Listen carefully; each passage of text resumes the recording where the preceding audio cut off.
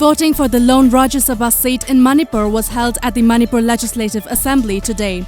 The polling began at 9 a.m. and ended at 4 p.m. The battle is between Congress nominee and party vice president Tongbra Mangibabu and BJP candidate Laishemba Sanajauba, the titular king of Manipur.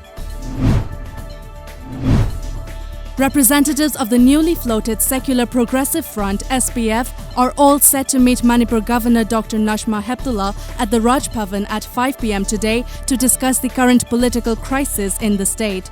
The SPF team, led by former Manipur Chief Minister and Congress Legislature Party Leader Okram Ibobi, is likely to pressurize the governor to convene a special assembly session for a no-trust vote against the BJP-led government in the state.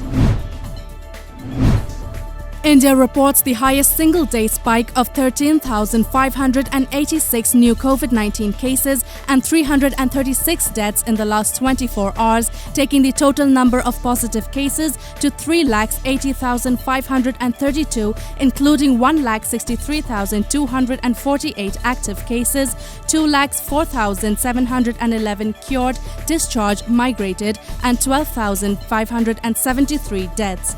According to media reports, the centre has pitched for a unified strategy for Delhi and its satellite cities to tackle the coronavirus pandemic, while the city government ramped up COVID-19 diagnosis by commencing testing through rapid antigen method. In Assam, the management of GOLAGHAT nursing home GNH has drawn criticism from various quarters of the society after it emerged as a new COVID-19 hotspot in GOLAGHAT district.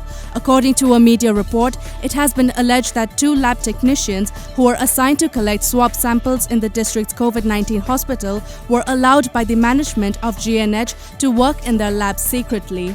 2 lab technicians of Mobile Medical Unit under National Health Mission have tested positive for COVID-19, the report said.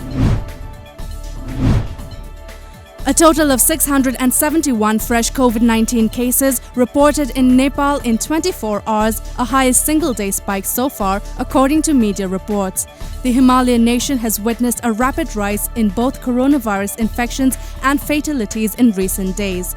With the new 671 cases in the last 24 hours as of yesterday, the overall number of infections in the country has increased to 7,848.